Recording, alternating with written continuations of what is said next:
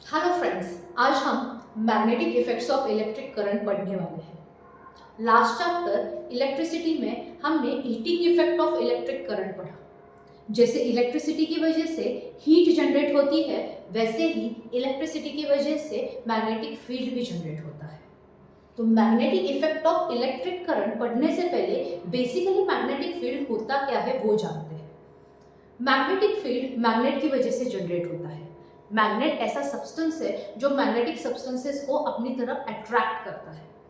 तो कंसिडर कीजिए ये मैग्नेट है, तो इसके अराउंड एक पर्टिकुलर एरिया रहेगा। उस एरिया में अगर कोई मैग्नेटिक सब्सटेंस उसके सामने आ जाए या फिर उसके आसपास आ जाए तो वो अपनी तरफ उसको अट्रैक्ट करेगा। तो वो जो एरिया है उसके अराउंड जिसमें ये magnetic field magnetic force apply होता है उसको हम मैग्नेटिक फील्ड कहेंगे।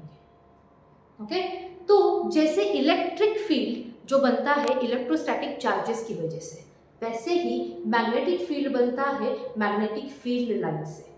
Magnetic field, it is the significance of magnetic field lines. Magnetic field lines imaginary lines है और वो इमेजिनरी लाइंस ही मैग्नेटिक फील्ड बनाते हैं। तो ये इमेजिनरी लाइंस जो मैग्नेटिक फील्ड लाइंस है उनके प्रॉपर्टीज क्या होते हैं? Consider there is one bar magnet जिसके दो पोल्स है, नॉर्थ एंड साउथ। तो इस मैग्नेट के अराउंड इसका मैग्नेटिक फील्ड रहेगा जो उसके मैग्नेटिक फील्ड लाइन से बनेगा। First property of magnetic field line is magnetic field lines are circular in nature. So ये मैग्नेटिक फील्ड लाइन ऐसे सर्कुलर होते हैं।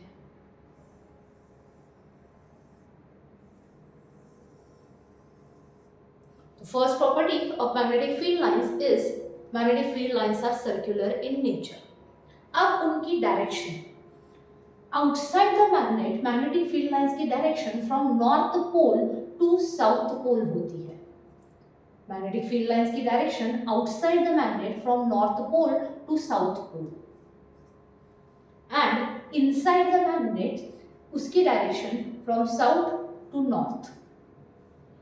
So, second property of magnetic field lines is magnetic field lines की direction outside the magnet from north pole to south pole रहेगी और inside the magnet south to north रहेगी।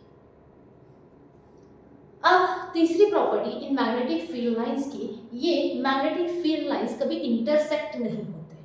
Magnetic field lines are never intersecting, मतलब ये कभी एक दूसरे को क्रॉस नहीं करेंगे। और चौथी property that is magnetic field lines जहाँ पे क्लोज टू ईच अदर आएंगे वहाँ पे मैग्नेटिक फील्ड स्ट्रेंथ मैक्सिमम रहेगी। These are the four properties of these magnetic field lines और इन्हीं मैग्नेटिक फील्ड लाइन से इस मैग्नेट का मैग्नेटिक फील्ड बनता है। So here as we have seen, magnetic field जो सर्कुलर इन शेप है उसकी direction outside the magnet from north to south है, inside the magnet south to north है एंड मैग्नेटिक फील्ड लाइन कभी भी एक दूसरे से इंटरसेक्ट नहीं करते। एंड फोर्थ प्रॉपर्टी, जहाँ पे magnetic field lines close to each other रहेंगे वहाँ पे मैग्नेटिक फील्ड स्ट्रेंथ हाईएस्ट रहेगी। तो इफ यू सी, यहाँ पे पोल्स के पास ऐसे कहा जाता है कि and it is proven that कि मैग्नेट की मैक्सिमम फील्ड स्ट्रेंथ उसके पोल्स के पास रहेगी। हम अगर इन मैग्नेटिक फील्ड लाइंस को क्लोजली ऑब्जर्व करेंगे तो यहाँ पे पोल्स के वहाँ पे ये magnetic field lines very close to each other है।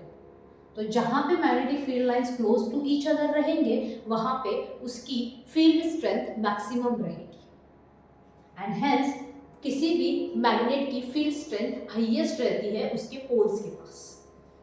ऐसे ही मैग्नेट के अलग अलग शेप्स अगर हमने कंसीडर किए तो मैग्नेट बार मैग्नेट शेप में रहता है, that is north pole and south pole. Next यही मैग्नेट हम डिस्क शेप में भी ले सकते हैं, नॉर्थ पोल साउथ पोल। यही मैग्नेट हम सिलेंड्रिकल शेप में भी ले सकते हैं, that is north pole and south pole. And again the magnet is in horseshoe shape, north pole and south pole. इन सभी शेप में अपने हमें मार्केट में ये मैग्नेट्स मिलते हैं एंड इनके मैग्नेटिक फील्ड लाइंस अभी जैसे दिखाए उस प्रॉपर्टीज के अकॉर्डिंग रहेंगे।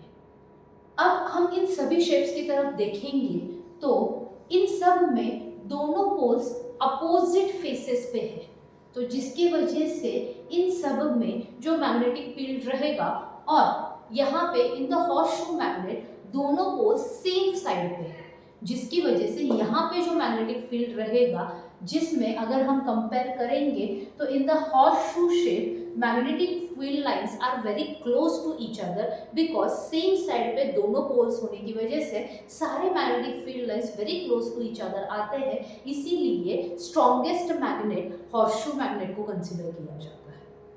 तो ये shapes of the magnet and different types of magnets हुए और इसमें मैग्नेटिक फील्ड होता कैसे है, उसके प्रॉपर्टीज क्या होते हैं, ये सभी हमने देखा। Magnetic field is generally denoted by the letter B, इसमें दिखाया जाता है लेटर बी से। अब हम मेन टॉपिक के पास आते हैं जिसमें ये मैग्नेटिक फील्ड इलेक्ट्रिक करंट से कैसे डेवलप हुआ ये हमें देखना है। There was the scientist Oersted, वो एक्चुअली एक इलेक्ट्रिक करंट के साथ एक्सपेरिमेंट कर रहा था। एट दैट टाइम एक्सपेरिमेंट एक क्लोज्ड इलेक्ट्रिक सर्किट है जिसके थ्रू इलेक्ट्रिक करंट पास हो रहा है, बेसिक इलेक्ट्रिक सर्किट और एनी इलेक्ट्रिक सर्किट। ओर्स्टेड ने ऑब्जर्व किया जब इस सर्किट में से करंट पास हो रहा है, अभी स्विच ओपन है तो इसमें करंट कोई पास नहीं होगा, when the switch will be closed इसमें से करंट फ्लो होना स्टार्ट हो जाएगा। करंट की direction is always shown from positive to negative terminal. जब इस सर्किट में से करंट पास होने लगेगा, ओर्स्टेड ने ऑब्जर्व किया इसके पास रखे गए कंपास में नीडल डिफ्लेक्ट हो रही है। किसी भी कंपास की जो नीडल होती है वो मैग्नेटिक फील्ड के ऊपर वर्क करती है, तो यहाँ पे ये जो नीडल है ये डिफ्लेक्ट हुई, दैट मीन्स इसके अराउंड कहीं ना कहीं मैग्नेटिक फील्ड जनरेट हुआ। नॉर्मली आसपास कोई इलेक्ट्रिक सर्किट नहीं होता है, इलेक्ट्रिक फील्ड नहीं होता है, तो ये मैग्नेटिक कंपास जो है उसका deflection on the basis of earth magnetic axis दिखाता है, मतलब अर्थ का जो नॉर्थ पोल है उसके तरफ इस कंपास का नॉर्थ डायरेक्ट होता है। अगर इसके आसपास दूसरा कोई स्ट्रॉन्ग मैग्नेटिक फील्ड आए तो वो कंपास उसके अकॉर्डिंग अपना बिहेवियर दिखाएगा एंड ओर्स्टेड ने वही ऑब्जर्व किया। ये कंपास का डिफ्लेक्शन तभी चेंज हुआ जब उसको एक क्लोज्ड इलेक्ट्रिक फील्ड के कॉन्ट्रैक्ट में लाया गया। जब ये कंपास पास में लाया जाता था तो नीडल डिफ्लेक्ट होती थी, दूर लेके जाते थे तो डिफ्लेक्शन ज़्यादा नहीं होता था। That means Oersted observe that कि जब भी कभी इलेक्ट्रिक करंट फ्लो हो रहा है उसके अराउंड मैग्नेटिक फील्ड जनरेट हो रहा है and this is called as magnetic effect of electric current. आगे इसके ऊपर रिसर्च करने के बाद मैक्सवेल ने एक एक्सपेरिमेंट किया। उस एक्सपेरिमेंट में एक कार्डबोर्ड पे बहुत सारे आयन फाइलिंग्स लिए। Ion is the good magnetic substance जो किसी भी डायरेक्शन में कैसे भी रैंडमली स्प्रेड किए हुए थे। इस कार्डबोर्ड शीट में से एक करंट कैरिंग कंडक्टर पास किया एंड आयन फाइलिंग्स के ऊपर का इफेक्ट उसने ऑब्जर्व किया। तो जब ये स्विच प्रेस किया, पॉजिटिव से निगेटिव इसमें करंट इस डायरेक्शन में फ्लो होने लगा। Whenever current started flowing through this conductor, ये सारे आयन फाइलिंग्स एक सर्कुलर मैनर में इसके अराउंड, कंडक्टर के अराउंड अरेंज हो गए। According to this experiment Maxwell ने एक कंक्लूजन निकाला जिसमें उसने direction of current and direction of the magnetic field generated around it, उन दोनों के बीच में रिलेशन बताया है। That relation is called as right hand thumb rule. The relation is called as right hand thumb rule. Maxwell के इस right hand thumb rule के according हमें ये पता चलता है कि ये रूल हमें ये बताता है कि stretch the thumb of your right hand in the direction of current flowing through the conductor. तो ये ऐसे सेट हो जाएगा in the direction of current. then the remaining four fingers of your right hand will show the direction of magnetic field generated around it. तो अगर current ऐसे flow हो रहा है तो मैग्नेटिक फील्ड की डायरेक्शन इस तरीके से रहेगी. दैट मीन्स यहाँ पे नॉर्थ रहेगा, यहाँ पे south. The direction will be like this. So ये फील्ड लाइंस जो जनरेट होंगे उनमें इस तरफ नॉर्थ रहेगा और इस तरफ साउथ रहेगा. So this is the right hand thumb rule जो मैक्सवेल ने बताया, जो करंट की वजह से जो मैग्नेटिक फील्ड जनरेट हो रहा है उन दोनों के डायरेक्शंस में रिलेशन बताता है. अगर यहाँ पे मैंने बैटरी की पोलैरिटी, सेल की पोलैरिटी चेंज कर दी, यहाँ पे निगेटिव और यहाँ पे पॉजिटिव है, तो करंट की डायरेक्शन अपोजिट हो जाएगी. That means from positive to negative. Conductor में से करंट अब ऐसे ऊपर जा रहा है. तो according to right hand thumb rule, ये थंब राइट हैंड का मैं along with the direction of current लगाऊंगी, and if I fold the remaining four fingers, I will get the direction of the magnetic field generated around it, that is from north to south. This same law is explained in the form of cork and screw rule as well. तो हमारे घर में जो normal screw रहता है जिसपे ऐसे spiral grooves बनाए रहेंगे, जब ये हम स्क्रू रोटेट करके किसी चीज में अंदर फिट कर रहे हैं तब स्क्रू नीचे जा रहा है and we are rotating it like this.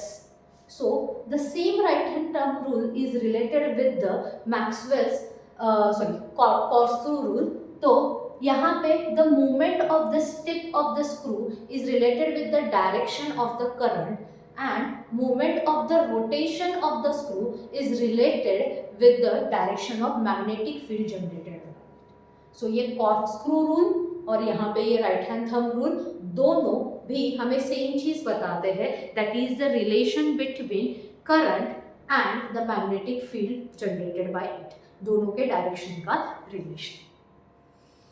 अब यही magnetic effects of electric current को और ज्यादा स्टडी किया गया. हमारे पास एक AB कंडक्टर है जो इस लेंथ में है AB, जिसके अक्रॉस हमने करंट पास करवाया. अब ये AB की लेंथ हमने कुछ वोल्टेज V कांस्टेंट रखा, उसकी वजह से I करंट इस कंडक्टिंग वायर में से पास हो रहा है. अब according to right hand thumb rule, इसके अलावा जो मैग्नेटिक फील्ड रहेगा, current is like this. So according to right hand thumb rule, magnetic field will be like this in the circular manner. ये magnetic field रहेगा.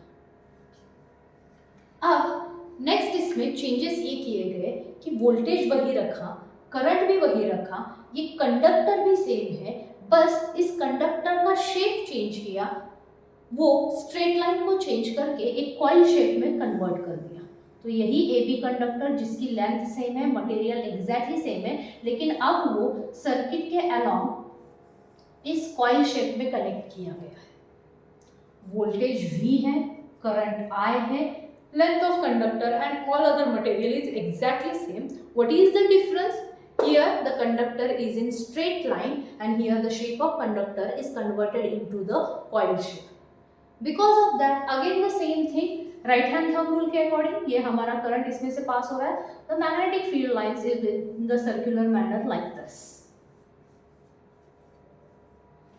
अब इन magnetic field lines को और उसी कंडक्टर के इन मैग्नेटिक फील्ड लाइंस को अगर हम कंपेयर करेंगे, these magnetic field lines are very much close to each other. And as we know the properties of magnetic field lines, जहाँ पे close to each other होते हैं वहाँ पे magnetic field strength ज़्यादा होगी.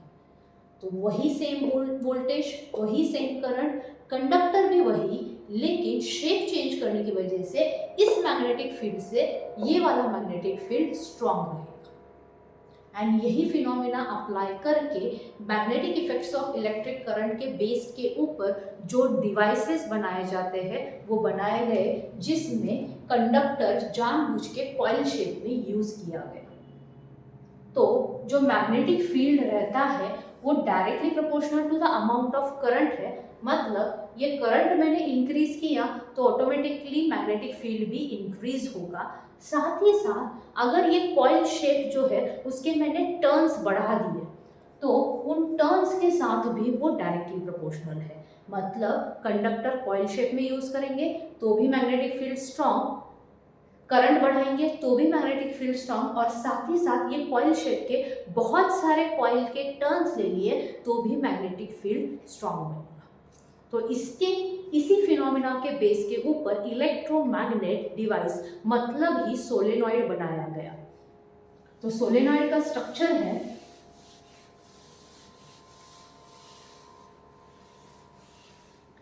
One iron armature is taken, iron rod लिया, iron जानबूझ के यहाँ पे यूज किया है क्योंकि iron is the good magnetic substance जो अच्छे क्वालिटी का मैग्नेटिक फील्ड जनरेट करने के लिए हेल्प करेगा, जिसके ऊपर एक कॉपर वायर बाइंड की जाएगी। वो कॉपर वायर में से एक्चुअली करंट फ्लो होने वाला है। तो ये कॉपर वायर इस तरीके से इस आयरन आर्मेचर के ऊपर बाइंड की जाएगी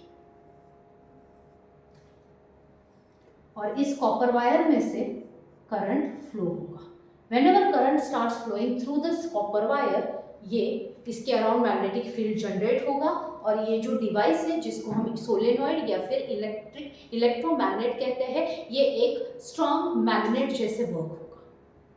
सो इफ वी सी यहाँ पे how this works, we are going to see it. तो यहाँ पे ये करंट इस कॉइल में से इस डायरेक्शन में फ्लो हो रहा है, from positive to negative direction, and according to right hand thumb rule यहाँ पे हम अगर हर एक वाइंडिंग का अलग अलग से मैग्नेटिक फील्ड निकालेंगे तो ऐसे ही सर्कुलर लाइंस इसके अक्रॉस फॉर्म हो रहे हैं, बहुत सारे सर्कुलर लाइंस, दैट मीन्स बहुत स्ट्रॉन्ग मैग्नेटिक फील्ड यहाँ पे जनरेट हो रहा है।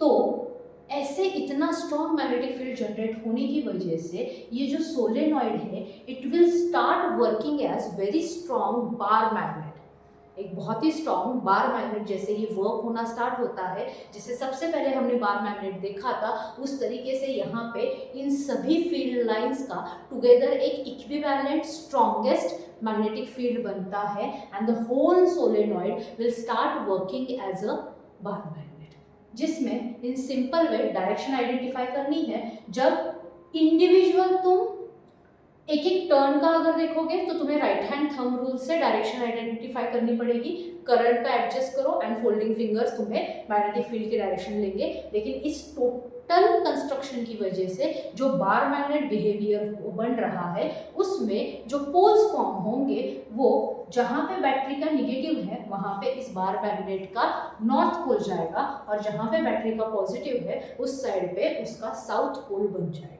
So the whole structure will behave as very strong magnetic field, bar magnet sorry, और इस बार मैग्नेट का फिर resultant magnetic field lines बनेंगे जैसे according to properties they will travel in the circular manner from north to south, outside the magnet and inside the magnet south to north। ये हुआ structure solenoid and उसका working, जिसमें ये solenoid मतलब ही electromagnet एक strong magnet के जैसे work कर रहा है whenever the current flows through this bar magnet, sorry this solenoid. अब ये जो इलेक्ट्रोमैग्नेटिक फिनोमिना है इसको यूज करके अलग अलग डिवाइसेस बनाए गए, जैसे कि मोटर है या फिर जनरेटर है। इलेक्ट्रोमैग्नेटिक इंडक्शन या फिर इलेक्ट्रोमैग्नेटिज्म, इस डेफिनेशन के दो अलग अलग पार्ट्स हैं। तो पहला पार्ट हम देखेंगे दैट इज इलेक्ट्रोमैग्नेटिज्म, मतलब जो ऑलरेडी हमने magnetic effects of electric current के टाइम पे देखा, that is if there is any conductor और उसके थ्रू इलेक्ट्रिक करंट फ्लो हो रहा है तो उसके अराउंड मैग्नेटिक फील्ड जनरेट होगा, that is what called as electromagnetism. अब ये इलेक्ट्रोमैग्नेटिज्म फिनोमिना यूज करके यहाँ पे मोटर बनाई गई, जो डीसी मोटर है वो बनाई गई। तो डीसी मोटर जो है वो वर्किंग प्रिंसिपल पे काम करती है, वो है इलेक्ट्रोमैग्नेटिज्म। मतलब जब भी कभी कॉइल में से करंट फ्लो होगा उसके अराउंड मैग्नेटिक फील्ड जनरेट होगा एंड उस मैग्नेटिक फील्ड की वजह से, जैसे हम मोटर में देखते हैं जब भी कभी मोटर को हम इलेक्ट्रिक करंट देते हैं तो उसका शाफ्ट रोटेट होने लगता है। एक्चुअली ये मोटर बेस्ड है इलेक्ट्रोमैग्नेटिज्म के ऊपर। So what is the structure of this motor? सबसे पहले हमें इस मोटर में, डीसी मोटर में इलेक्ट्रिसिटी सप्लाई करनी पड़ेगी, तो सोर्स हमारे पास रहेगा बैटरी। तो ये इलेक्ट्रिक करंट प्रोवाइड करने के लिए हमें सबसे पहले सोर्स देना पड़ेगा, दैट इज द बैटरी, की टू कंट्रोल द सर्किट। अब ये करंट जो फ्लो होगा वो कॉइल के थ्रू फ्लो होगा। ये जो मैं डायग्राम डीसी मोटर की बना रही हूँ, this is the easiest way to construct this diagram. ये जो इलेक्ट्रिक करंट है वो हमारे एक कॉइल के थ्रू फ्लो होने वाला है, ये हमारी कॉइल है। सो बेसिकली एक सर्किट हमने बना लिया जिसके थ्रू एक्चुअली हमारा इलेक्ट्रिक करंट फ्लो होने वाला है। ये हमारी कॉइल है। ये कॉइल एक्चुअली दो परमानेंट मैग्नेट्स के बीच में प्लेस की गई होती है। उस परमानेंट मैग्नेट का ये रहा नॉर्थ पोल और ये रहा साउथ पोल। इस सर्किट में से ये कॉइल एक्चुअली मूविंग पार्ट पे फिट की गई होती है और उसको मूव करने के लिए वो बिठाई गई होती है ब्रशेस के ऊपर। तो इस कॉइल को यहाँ पे हम ब्रशेस कनेक्ट करेंगे। ये ब्रशेस प्लेस्ड रहते हैं एक एक्सेल के ऊपर जो एक्चुअली मोटर का शाफ्ट है, जो जब भी करंट फ्लो होगा तब वो रोटेट करेगा। एंड ये प्रॉपरली रोटेशन होने के लिए यहाँ पे ऐसे सी शेप के रिंग्स रहेंगे। Imagine this is the shaft और इसके ऊपर ये सी शेप का ऐसे रिंग लगा है। अब ये सी शेप ही क्यों? इस शेप की वजह से यहाँ पे पहले देखिए, ये मैं इसको नाम दे रही हूँ, that is brush 1 and brush 2। यहाँ पे कॉइल है A B C and D. यहाँ पे ये B1 A B D C and B2 ये पार्ट रोटेट होने वाला है, बाकी सभी पार्ट्स यहाँ पे स्टेशनरी है। मतलब ये दोनों स्ट्रॉन्ग मैग्नेट्स स्टेशनरी हैं, बैटरी स्टेशनरी है, ये यहाँ तक का सर्किट भी स्टेशनरी है।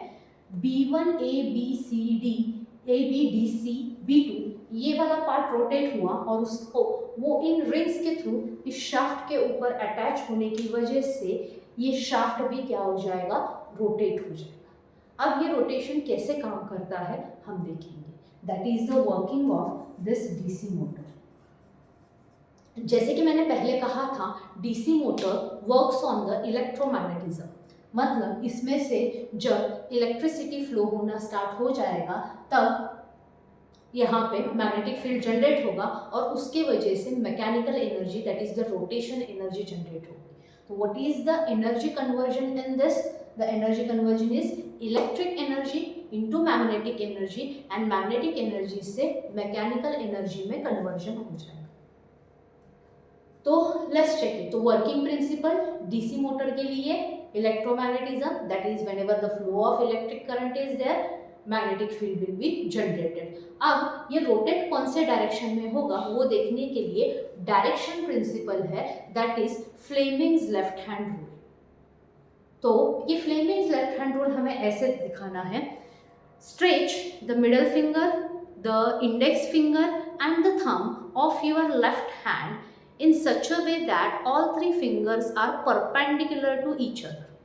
तीनों के तीनों फिंगर्स एक दूसरे को परपेंडिकुलर होने चाहिए।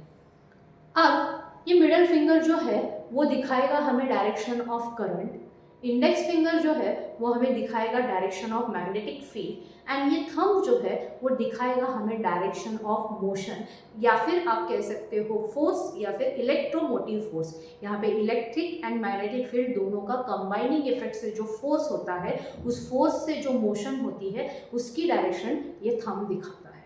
तो ये इलेक्ट्रिक डीसी मोटर किस प्रिंसिपल पे वर्क करेगा? वो प्रिंसिपल है इलेक्ट्रोमैग्नेटिज्म, कि जब करंट फ्लो होगा मैग्नेटिक फील्ड जनरेट होगा, और उसके डायरेक्शंस जो है वो डायरेक्शन प्रिंसिपल किस रूल से हमें पता चलता है? That is Fleming left hand rule. So how to apply this Fleming left hand rule? यहाँ पे करंट की वजह से मैग्नेटिक फील्ड डेवलप हो रहा है, तो सबसे पहले हम करंट की डायरेक्शन मैच करेंगे। सो ये स्विच जब क्लोज किया जाएगा तब यहाँ पे पॉजिटिव से निगेटिव की तरफ करंट फ्लो होना स्टार्ट होगा। This is the path of current. ये जो ब्रशेस यहाँ पे है और ये जो रिंग्स जो है वो इंसुलेटर्स रहते हैं, मतलब ये जो करंट है ये इस एक्सल में से पास नहीं होगा, एक्सल से रोटेट होगा। करंट की डायरेक्शन बैटरी के पॉजिटिव यहाँ से कॉइल में से जाके यहाँ पे बैटरी के निगेटिव में वापस आएगी। इन रिंग्स और एक्सल के थ्रू कोई करंट फ्लो नहीं होगा। तो अब यहाँ पे ये coil A B D C जो है, इसमें हम करंट की डायरेक्शन इस ए बी पे देखते हैं और वहाँ पे फ्लेमिंग्स लेफ्ट हैंड रूल हम अप्लाई करेंगे।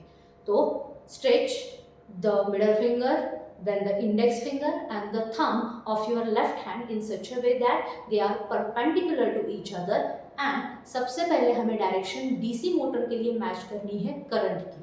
सो let's match this direction.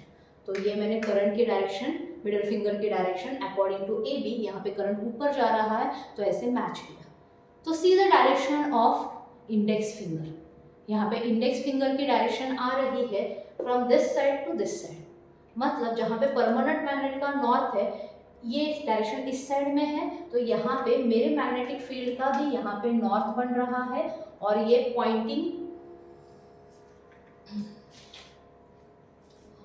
Poynting अगर इस साइड से इस साइड है तो यहाँ पे नॉर्थ और इस साइड पे साउथ। तो this index finger showing the direction to this way, मतलब यहाँ पे नॉर्थ, यहाँ पे साउथ, सॉरी। फिर ये जो थंब है, ये मेरा थंब अंदर की तरफ जा रहा है, मतलब इस बोर्ड के अंदर की तरफ जा रहा है। The thumb shows me the direction of the motion, मतलब ये कॉइल के ऊपर जो फोर्स अप्लाई होने वाला है तो उसकी मूवमेंट उस डायरेक्शन में होगी, उसका ये थंब मुझे दिखाएगा। तो मैंने जब ये करंट की डायरेक्शन मैच की तो ये बन गई मेरी मैग्नेटिक फील्ड की डायरेक्शन और थंब दिखा रहा है जो अंदर की तरफ, बोर्ड में अंदर की तरफ जा रहा है, वो हुआ मेरा मोशन। तो ये ए बी कॉइल ऐसे अंदर की तरफ ढकेली जाएगी। इन द सिमिलर वे इस डीसी के लिए देखते हैं। यहाँ पे ये हुआ मैंने मिडल फिंगर जो डायरेक्शन ऑफ करंट सबसे पहले मैच किया, फिर ये इंडेक्स फिंगर मुझे दिखा रहा है हियर टू हियर, तो इस साइड नॉर्थ, इस साइड आया साउथ, जहाँ पे टिप जा रहा है ये नॉर्थ से साउथ की तरफ। एंड अब मेरा थंब आउटवर्ड से, मतलब बोर्ड की बाहर की तरफ आ रहा है, तो इस कॉइल सीडी के लिए मोशन फोर्स रहेगा बाहर की तरफ। अब मैं इन पेन्स के साथ आपको दिखा रही हूँ। कंसिडर कीजिए ये मेरा ए बी है और ये मेरा सी डी है।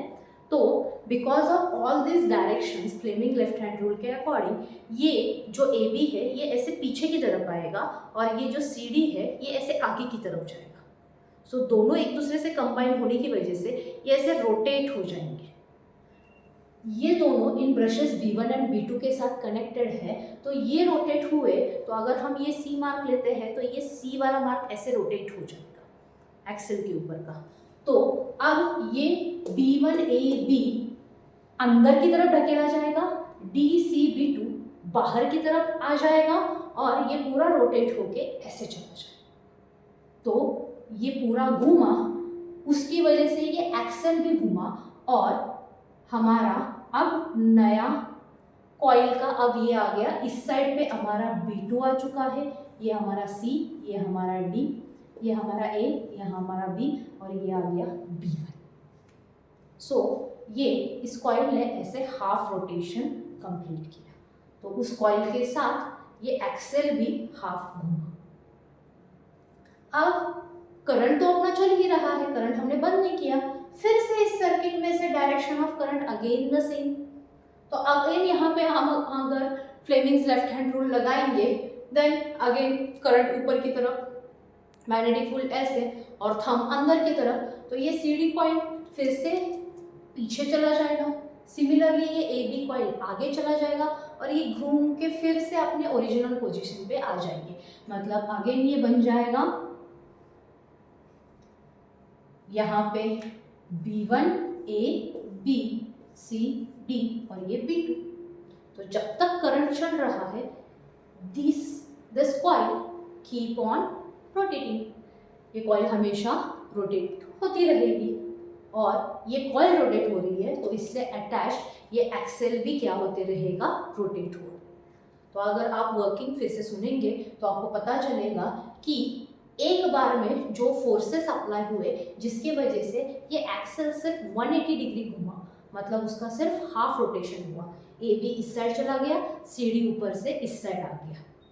दूसरी बार फिर से रिपल्शन हुआ तो ये फिर से क्या हो गया, घूम के बचा हुआ 180 डिग्री रोटेशन कंप्लीट हो जाएगा और ऐसे 2 रिपल्शंस में हमारा एक्सेल का 360 डिग्री मतलब 1 रोटेशन कंप्लीट होगा।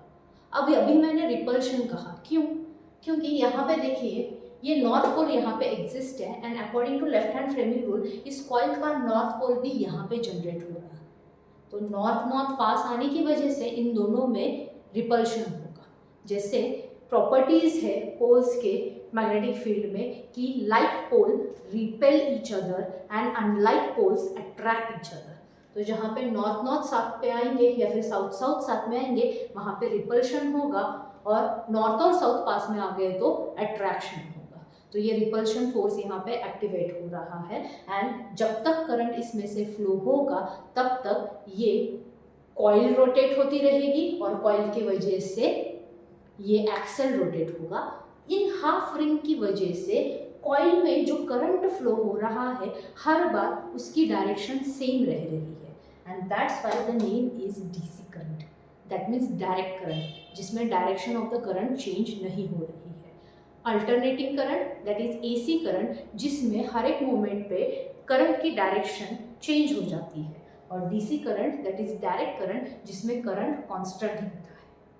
तो इस हाफ स्प्लिट रिंग्स की वजह से ये direction of current her bar coil में सेम डायरेक्शन में है और इसकी वजह से उसका रोटेशन भी सेम डायरेक्शन में रहेगा। ये हुआ magnetic effect of electric current के इलेक्ट्रोमैग्नेटिज्म का एप्लीकेशन। जैसे इलेक्ट्रोमैग्नेटिज्म है that is because of flow of electricity magnetic field generate होता है, वैसे इलेक्ट्रोमैग्नेटिक इंडक्शन भी है। Let's see about that electromagnetic induction. I will tell you the definition first. Electromagnetic induction जो है जिसमें whenever there is change in magnetic field, electric current will be developed. जब भी कभी मैग्नेटिक फील्ड चेंज होगा, मतलब मैग्नेटिक फील्ड कांस्टेंट नहीं चलेगा, वो मैग्नेटिक फील्ड चेंज होते रहना चाहिए। तो जब भी कभी ये मैग्नेटिक फील्ड चेंज होगा तब इलेक्ट्रिक करंट डेवलप हो जाएगा। It is a vice versa definition of the electromagnetism, और इस डेफिनेशन में हम इसको इलेक्ट्रोमैग्नेटिक इंडक्शन कहते हैं, क्योंकि जो जनरेटेड करंट है that current is called as induced current, hence the phenomena is called as electromagnetic induction. इसका पहले एक एग्जांपल दे रही हूँ। इस एग्जांपल में मान लीजिए मेरे पास एक कॉइल है, इस कॉइल में से कुछ करंट फ्लो हो रहा है, द सिंबल इज AC, इसमें से करंट फ्लो हो रहा है पॉजिटिव नेगेटिव। तो for sure according to electromagnetism इसमें से जब करंट फ्लो होगा तो इसके अराउंड मैग्नेटिक फील्ड जनरेट होगा। अब इसके कॉन्टैक्ट में मैंने दूसरी कॉइल रखी जो बिल्कुल भी सोर्स या फिर बैटरी के अक्रॉस कनेक्टेड नहीं है। यहाँ पे अगर मैंने ये सेल का दिखाया सिंबल तो ये डीसी करंट, पहले हम डीसी के लिए सीखते हैं फिर एसी के लिए सीखते हैं। फिर इसके कॉन्टैक्ट में हमने अगर दूसरा कॉइल लगाया और इसमें सोर्स बिल्कुल नहीं है, यहाँ पे मैंने एक तो एमीटर लगाया है या फिर गैल्वेनोमीटर नाम का रहता है, दैट इज डिवाइस जो ये भी करंट ही मेजर करता है। एमीटर या फिर मिली एमीटर की जगह इंड्यूस्ड करंट मतलब इलेक्ट्रोमैग्नेटिक करंट मेजर करने के लिए जनरली गैल्वेनोमीटर यूज किया जाता है। रीजन फर्स्ट, गैल्वेनोमीटर एमीटर की जगह यूज करने का पहला रीजन कि गैल्वेनोमीटर इटसेल्फ वो जो सर्किट उसका बनता है वो इलेक्ट्रोमैग्नेटिक इंडक्शन के ऊपर ही बेस्ड रहता है, सो वो इंड्यूस करंट इजीली सेंस कर पाता है। और दूसरा, गैल्वेनोमीटर के पास एबिलिटी है कि वो छोटे से छोटा इंड्यूस करंट भी सेंस कर पाएगा। तीसरा रीजन दैट इज गैल्वेनोमीटर में दोनों साइड डिफ्लेक्शन दिखा सकते हैं हम, मतलब उसका जीरो मार्क बीच में रहता है, तो अगर करंट की डायरेक्शन हुई तो डायरेक्शन चेंज हुई तो वो अपनी डायरेक्शन भी क्या करेगा, डिफ्लेक्शन की डायरेक्शन चेंज करेगा। तो एट द सेम टाइम हमें वैल्यू के साथ साथ डायरेक्शन अगर करंट की चेंज हुई तो वो भी पता चलता है, तो इजी करंट हम इजीली इससे सेंस कर सकते हैं। तो जनरली इलेक्ट्रोमैग्नेटिक इंडक्शन से जनरेट हुआ करंट मेजर करने के लिए गैल्वेनोमीटर यूज किया जाता है। तो अब ये कॉइल है, इसके अक्रॉस मैंने सोर्स दिया है, तो फॉर श्योर इसके थ्रू करंट फ्लो होगा और करंट की वजह से इसके अराउंड मैग्नेटिक फील्ड जनरेट होगा। लेकिन ये जो कॉइल है इसके अक्रॉस कोई सोर्स, सेल, बैटरी, कोई भी सोर्स नहीं है, तो इसमें करंट डेवलप नहीं हो सकता। लेकिन ये कॉइल इस मैग्नेटिक फील्ड वाले कॉइल के कांटेक्ट में आने की वजह से according to the definition of electromagnetic induction इस वाली कॉइल में करंट जनरेट हो सकता है। That I am again telling you the definition of electromagnetic induction. Whenever there is change in magnetic field, the current will be induced. मतलब magnetic field constant नहीं रहना चाहिए, चेंज होना चाहिए। अब ये मेरा सोर्स अगर डीसी सोर्स है तो जब स्विच ऑफ है तब इसमें से करंट फ्लो नहीं हो रहा है, लेकिन जैसे ही मैंने स्विच क्लोज किया तो इसकी इस कॉइल के अक्रॉस मैग्नेटिक फील्ड जनरेट हो जाएगा बिकॉज ऑफ इलेक्ट्रोमैग्नेटिज्म। इसकी वजह से मैग्नेटिक फील्ड पहले नहीं था और अब जनरेट हो गया, इसकी वजह से ये वाली coil change in magnetic field के कांटेक्ट में आएगी। तो at the instant at which just the current start flowing through it, यहाँ पे ये गैल्वेनोमीटर हमें डिफ्लेक्शन दिखाएगा, क्योंकि पहले मैग्नेटिक फील्ड नहीं था और अब मैग्नेटिक फील्ड बन गया, इसकी वजह से चेंज इन मैग्नेटिक फील्ड आया, तो ये कॉइल के अक्रॉस करंट इंड्यूस हो जाएगा। अगर कांस्टेंट करंट यहाँ पे चल रहा है, ये डीसी वोल्टेज सोर्स है, अब करंट चेंज नहीं होगा, करंट चेंज नहीं होगा तो ये मैग्नेटिक फील्ड भी चेंज नहीं हो रहा है, तो एक बार डिफ्लेक्शन दिखा के ये गैल्वेनोमीटर 0 पे आएगा। अब इसमें करंट इंड्यूस नहीं हो रहा है क्योंकि यहाँ पे मैग्नेटिक फील्ड कांस्टेंट है। Again if I open the switch, मतलब स्विच ऑफ कर दिया तो करंट बंद हो गया, तो पहले जो मैग्नेटिक फील्ड था वो अब चला गया, मतलब again change in magnetic field आया, तो ये गैल्वेनोमीटर मुझे फिर से डिफ्लेक्शन दिखाएगा। इसको हम म्यूचुअल इंडक्टेंस कहते हैं। मतलब एक कॉइल के मैग्नेटिक फील्ड के चेंज की वजह से किसी दूसरे कॉइल में मैग्नेटिक फील्ड के साथ साथ इलेक्ट्रिक करंट डेवलप हुआ। इस मैग्नेटिक फील्ड के कांटेक्ट में ये कॉइल आया, ये कॉइल इस कॉइल का मैग्नेटिक फील्ड जब चेंज हुआ तो ये कॉइल भी चेंज इन मैग्नेटिक फील्ड में आया, एंड इसकी वजह से इस कॉइल में कोई भी सोर्स नहीं है लेकिन फिर भी करंट डेवलप हुआ। यही म्यूचुअल इंडक्शन वाला फिनोमिना हम यूज़ करते हैं जनरेटर्स में। मतलब जो सारे पावर प्लांट्स होते हैं वहाँ पे हमने टरबाइंस सुने होंगे, तो टरबाइंस जब रोटेट होते हैं तब उसमें इलेक्ट्रिसिटी जनरेट होती है, तो उसका बेसिक फिनोमिना इसी के बेस पे है। जब टरबाइंस रोटेट होते हैं तो उनके अक्रॉस का मैग्नेटिक फील्ड चेंज होता है और वो मैग्नेटिक फील्ड चेंज होने की वजह से इलेक्ट्रिसिटी जनरेट होती है। Now we are going to see the basic diagram or the construction of the electric generator.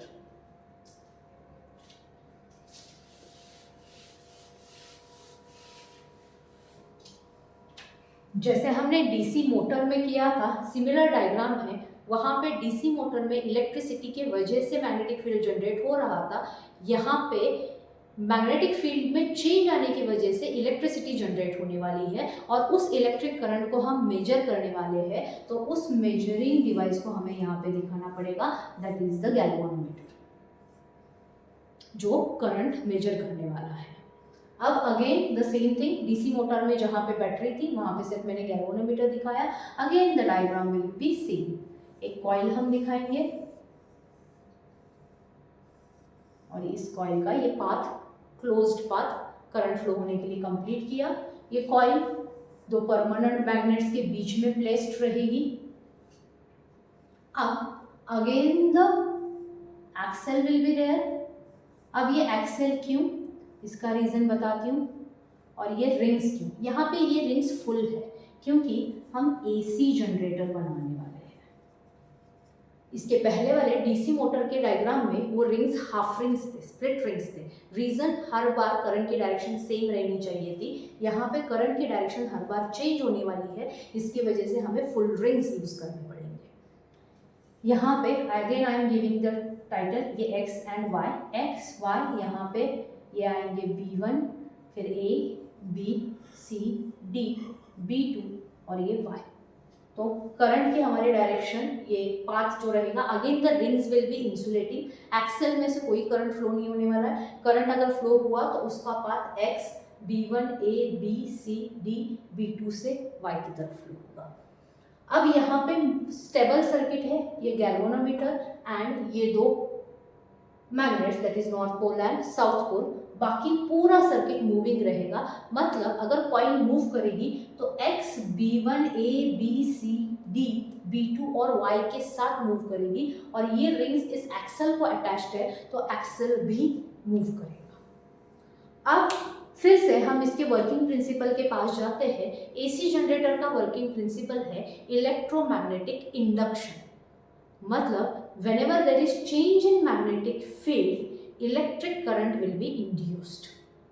तो अब ये सर्किट अभी इस पोजीशन पे है, तो इस कॉइल के अक्रॉस का इस permanent north and south magnet की वजह से मैग्नेटिक फील्ड कांस्टेंट है। अब ये जब चेंज हो जाएगा तभी इस कॉइल में करंट जनरेट होगा। वर्किंग प्रिंसिपल इलेक्ट्रोमैग्नेटिक इंडक्शन, और इसके लिए डायरेक्शन प्रिंसिपल है Fleming's right hand rule. DC motor के लिए हमने फ्लेमिंग्स लेफ्ट हैंड रूल किया था, एसी जनरेटर के लिए फ्लेमिंग्स राइट हैंड रूल।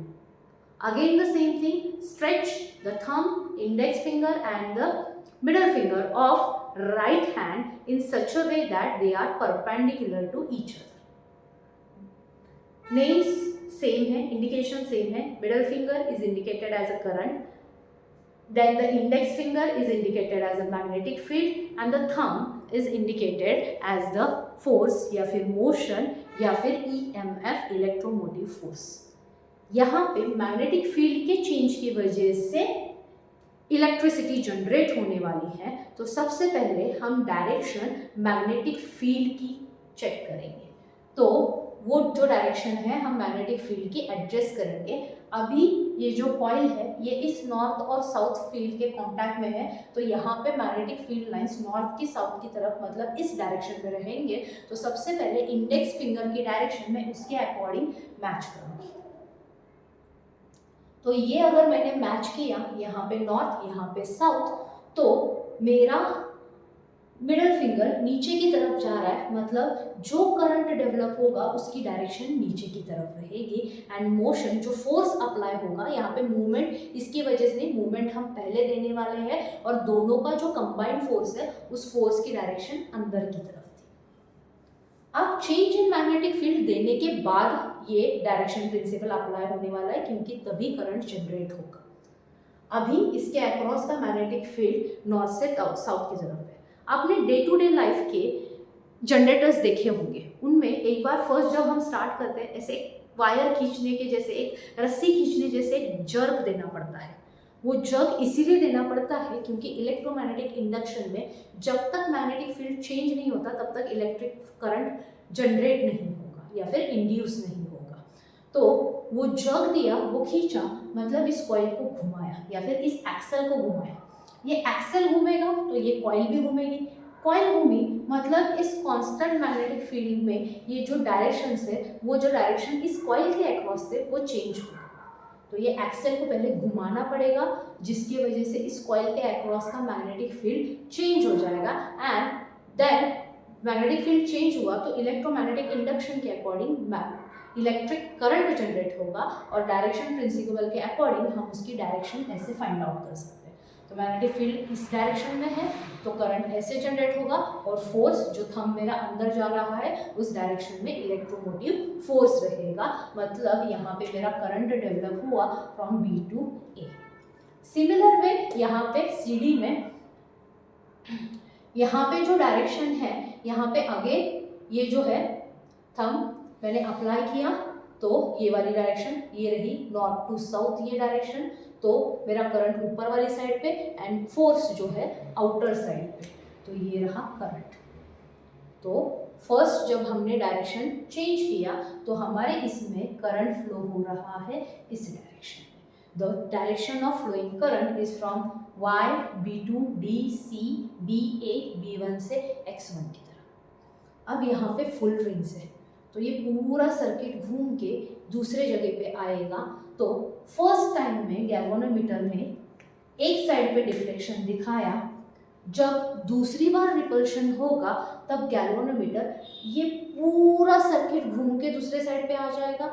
तो अब डायरेक्शन ऑफ करंट पूरी तरह से नेक्स्ट टाइम पे चेंज होने वाली है। इसकी वजह से नेक्स्ट रिपल्शन पे गैल्वेनोमीटर की डायरेक्शन अपोजिट रहेगी। ये फुल रिंग्स यूज करने की वजह से हर एक रिपल्शन में पूरा का पूरा सर्किट अपनी पोजीशन चेंज कर रहा है। इसकी वजह से करंट की डायरेक्शन हर बार चेंज हो रही है एंड हर बार अगर करंट की डायरेक्शन चेंज हो रही है तो ये बनेगा अल्टरनेटिंग करंट।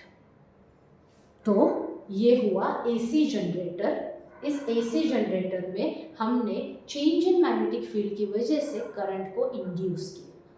इसका वर्किंग प्रिंसिपल है electromagnetic induction, that means whenever there is change in magnetic field electric current will be induced, and direction principle है Fleming's right hand rule, जिसमें again the middle finger current बताएगा, index finger जो है वो magnetic field बताएगा and thumb जो है वो हमें इलेक्ट्रोमोटिव फोर्स के बारे में बताएगा। सो इस तरीके से ये डायग्राम बनाई जाती है। अगर आप देखेंगे तो मोटर एंड जनरेटर में डायग्राम सिमिलर है, डिफरेंस बस एक है, दैट इज जनरेटर में मैग्नेटिक फील्ड की वजह से करंट बन रहा है तो करंट को मेजर करने के लिए यहाँ पे गैल्वेनोमीटर है, और मोटर की डायग्राम में वहाँ पे हम करंट सप्लाई करके मैग्नेटिक फील्ड बना रहे थे तो वहाँ पे बैटरी है या फिर सेल है। वहाँ पे डीसी करंट था इसीलिए ये जो रिंग्स थे वो हाफ रिंग्स थे, और यहाँ पे एसी करंट बन रहा है तो रिंग्स जो है फुल रिंग्स है। Otherwise the remaining construction is same, दो परमानेंट मैग्नेट जिसके बीच में ये coil and the axle, the just difference is यहाँ पे करंट मेजर कर रहे हैं क्योंकि जनरेट हो रहा है, यहाँ पे करंट सप्लाई कर रहे हैं जिसकी वजह से मैग्नेटिक फील्ड जनरेट हो रहा है। तो ये है डीसी मोटर। डीसी करंट की डायरेक्शन सेम रहने के लिए half rings that is split rings है। यहाँ पे एसी करंट की डायरेक्शन हर बार चेंज होती है तो फुल रिंग्स है। This is the difference between the AC generator and DC motor. इसका वर्किंग प्रिंसिपल इलेक्ट्रोमैग्नेटिक इंडक्शन, मतलब इलेक्ट्रिक करंट की वजह से मैग्नेटिक फील्ड जनरेट होगा। इसका working principle change in magnetic field की वजह से इलेक्ट्रिक करंट इंड्यूस होगा। इसका direction principle Fleming's left hand rule, जिसमें ये तीन ही फिंगर है, इसमें भी मिडल फिंगर करंट बताता है, इंडेक्स फिंगर मैग्नेटिक फील्ड बताता है और थंब मोशन बताता है। यहाँ पे direction principle Fleming's right hand rule, इसमें भी यही तीन फिंगर्स, यहाँ पे भी मिडल फिंगर करंट की डायरेक्शन बताएगा, index finger magnetic field and thumb force की डायरेक्शन बताएगा। यहाँ पे एडजस्ट करते वक्त पहले करंट की डायरेक्शन एडजस्ट मैच करो, देन मैग्नेटिक फील्ड की आइडेंटिफाई करो। यहाँ पे पहले मैग्नेटिक फील्ड की डायरेक्शन एडजस्ट करो, देन करंट की आइडेंटिफाई करो। These are the applications of electromagnetism and electromagnetic induction, मतलब ही मैग्नेटिक इफेक्ट्स ऑफ करंट। तो डे टू डे लाइफ में मैग्नेटिक इफेक्ट्स ऑफ करंट हम कहाँ पे यूज़ करते हैं? या तो सोलेनाइड बना के हम स्ट्रॉन्ग मैग्नेट जनरेट करेंगे, जब भी इलेक्ट्रिसिटी फ्लो होगी तो स्ट्रॉन्ग मैग्नेट बनेगा, या फिर इलेक्ट्रोमैग्नेटिज्म से डीसी मोटर और इलेक्ट्रोमैग्नेटिक इंडक्शन से एसी जनरेटर बनाएंगे। लॉन्ग डिस्टेंस के लिए एक्चुअली एसी करंट ज़्यादा यूज़ किए जाते हैं क्योंकि एसी में पावर लॉस कम होता है और लॉन्ग ट्रैवलिंग के लिए सुटेबल रहते हैं। डीसी करंट जो है वो लॉन्ग ट्रैवल के में उनका पावर लॉस ज़्यादा होता है। तो घर पे हम जो यूज़ करते हैं वो डीसी इलेक्ट्रिसिटी ही यूज़ करते हैं, लेकिन पावर प्लांट से हमारे घर तक आने वाली जो इलेक्ट्रिसिटी होती है वो एसी होती है। So these are the some basics about magnetic effects of electric current.